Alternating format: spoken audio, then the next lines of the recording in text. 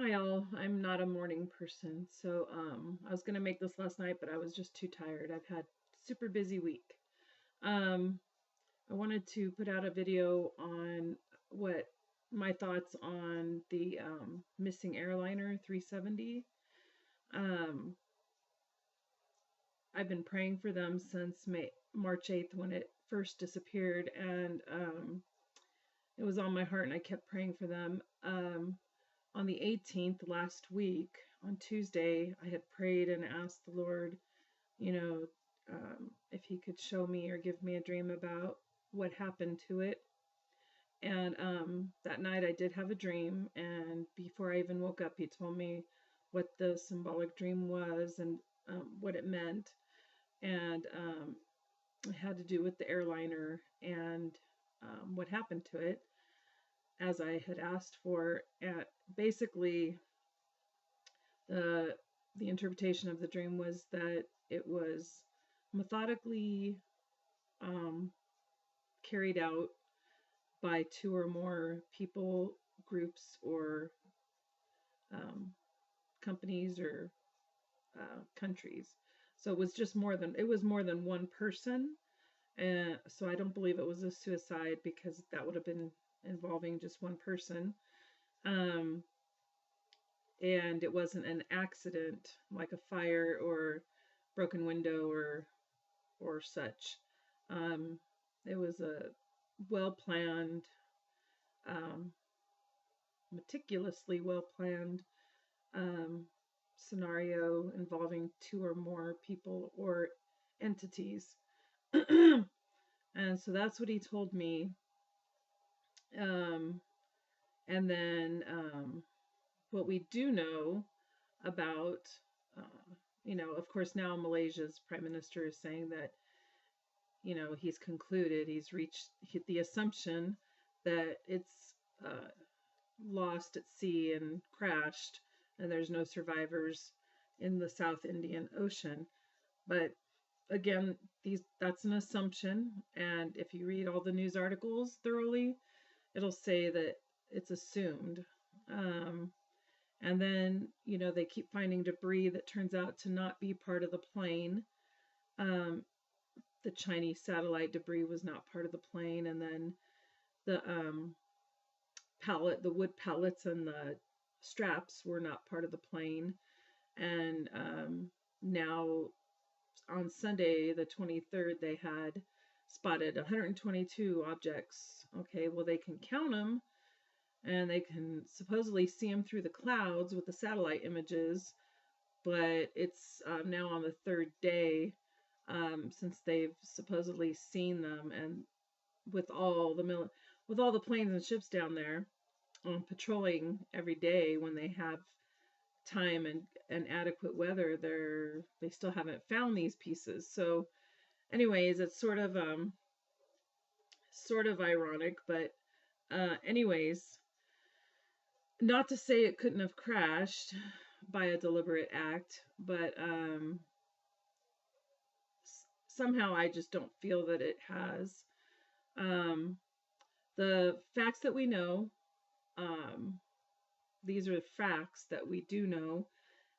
We know that everything was fine at 12:40 a.m. when the flight took off on the 8th. They had enough fuel to fly for 8 hours before running out of gas.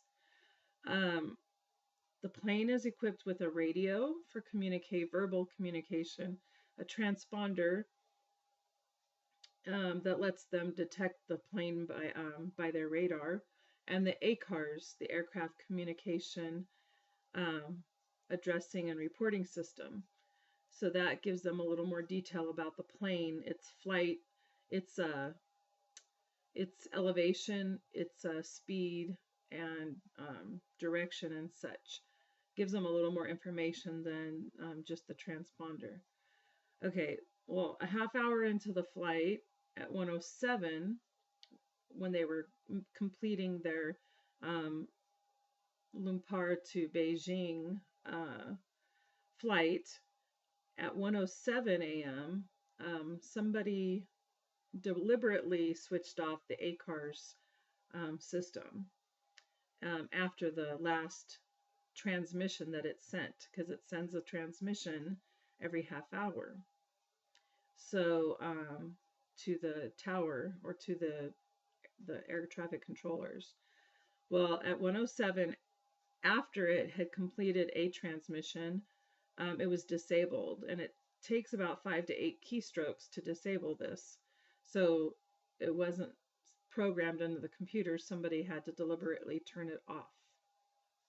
Okay, and if unless there's no reason to turn that off, unless they were having some kind of electrical issue.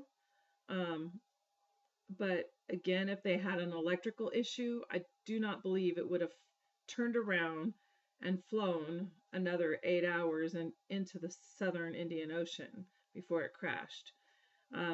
Even on autopilot, it wouldn't have continued that far on autopilot if the electrical systems weren't working. Okay, so anyways, at 107, the ACARS was turned off, and then it made its turn. The diversion was, they do say that the diversion was caused by someone with technical knowledge.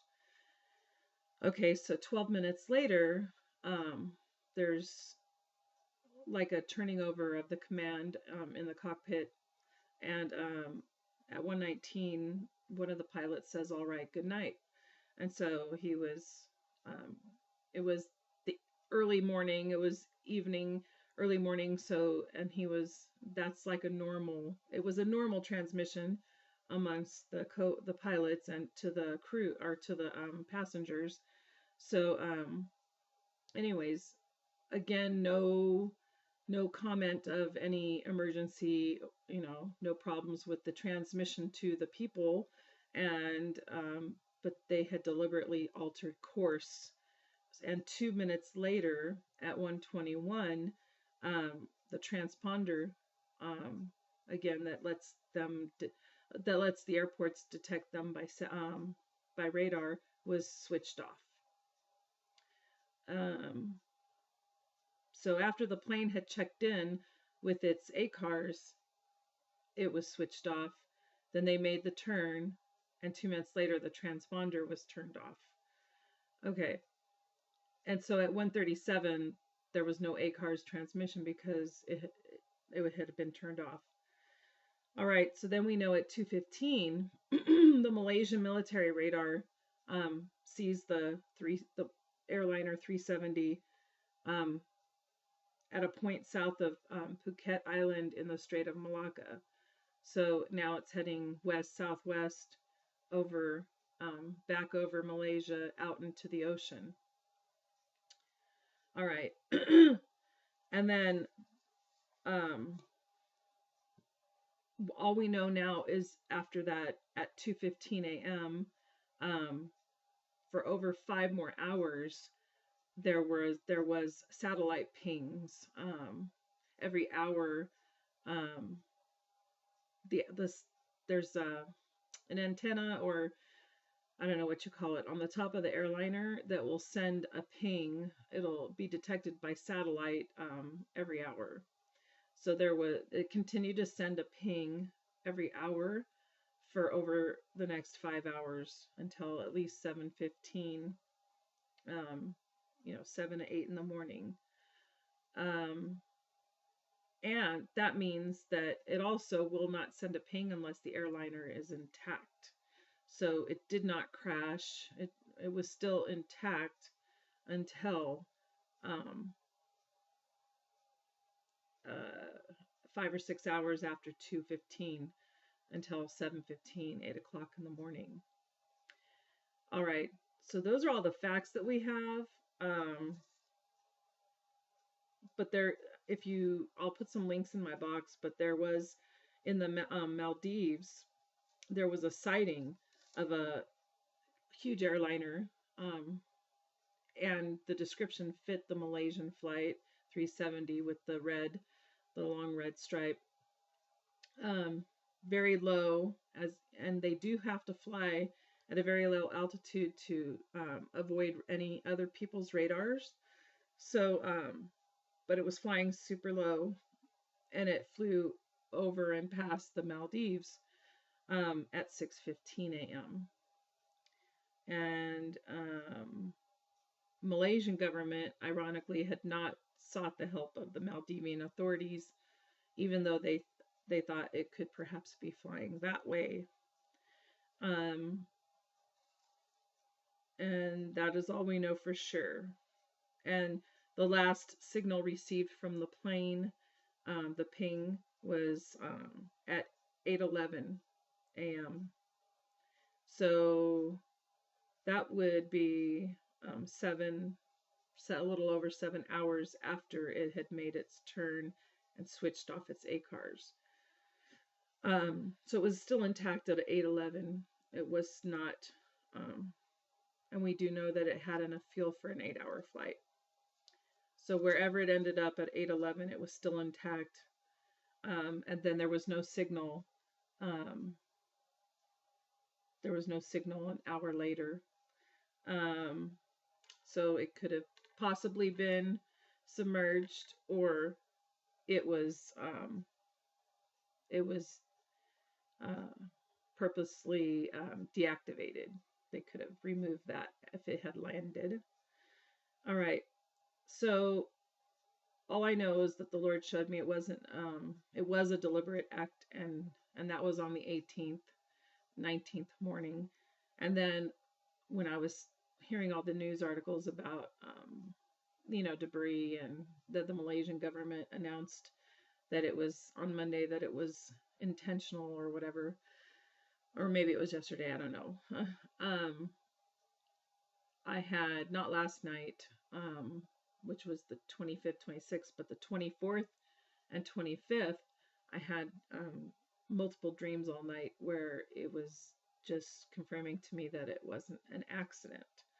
So, and that they weren't finding the plane. I do have some more info. And, Christopher Green, who does AMTV, and then, of course, Dabu7, they have their theories, which I tend to agree more with them than with the mainstream media in this whole situation, only for the fact that we know that the plane went south. Obviously, it was flying over the ocean to avoid radar and detection, and that's one of the reasons it could be flying at low altitudes. And it wasn't so anyways, they have said that if you look at the flight miles, Malaysia to Beijing is 2,624 miles, but if you go from the Strait of Malacca to Malé, where the airport, the landing strip for Maldives is, it's 1,800 miles. And then from the Maldives to Masira Island is 1,600 miles. Or Diego Garcia, one of our military bases out there on an atoll, which is like an island but a little smaller, is 800 miles from the Maldives.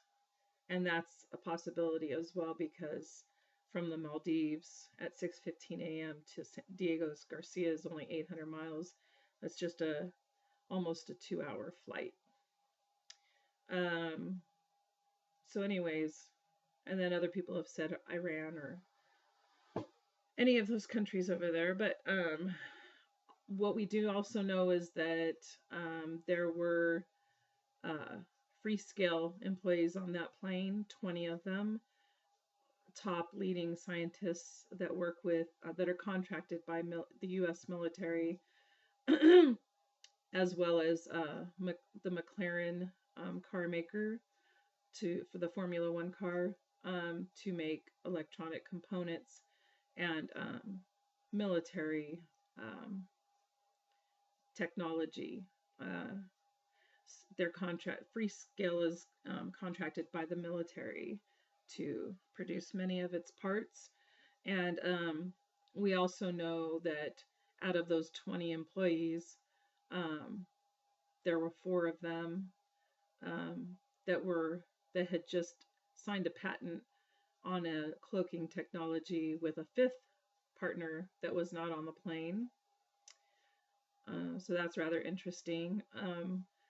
But just to know that there's those high-level scientists that have military information and knowledge, and 4 of them were working together on cloaking technology for the military. What other country wouldn't want that information? So, and then so since that's out there, I'll go ahead and let you in on what the Lord told me on the 18th, the morning of the 19th, March 19th, after I had the dream that it was a deliberate act, and that it was planned and organized by 2 or more people or companies or such. Right before I awoke, he also told me McLaren, and it sounded like a last name to me. I don't know. I'd never heard that word before. So I typed in McLaren missing airliner, and then the first article that popped up on the search was the one talking about the 20 employees of Freescale and how they're contracted by the McLaren automotive company to work on the technology for the Formula One car. It's a $1.1 million car, and they're going to make 375 only of them this year for sale in 2014. So I guess the car is equipped. It has special electronics to make it be able to reach high speeds, and I'm sure it is equipped with computer technology and all kinds of gadgets. So for that price. So anyways, Freescale they contract out their engineers to work with McLaren on these for these parts. So I just thought it was interesting that on the 19th the Lord told me McLaren and told me that it wasn't an accident. So whether it was malicious intent and they wanted certain people to not make it, or if they wanted those people for themselves so that they could have this technology, I don't know. But all I know is it wasn't an accident, and it was more than just one person that planned it, and that for some reason or another, those engineers, those 20 Freescale employees that are contracted by McLaren and that know high-level U.S. military information, and 4 of them were working on cloaking technology. All that has to play a part and have something to do with it, or the Lord wouldn't have told me McLaren. So anyways, just wanted to share that and let you in on that. And just, I'm still praying for the people, and if it hasn't crashed into the ocean, then God willing, those people are still alive, and just pray for it to be exposed. Thank you. Bye.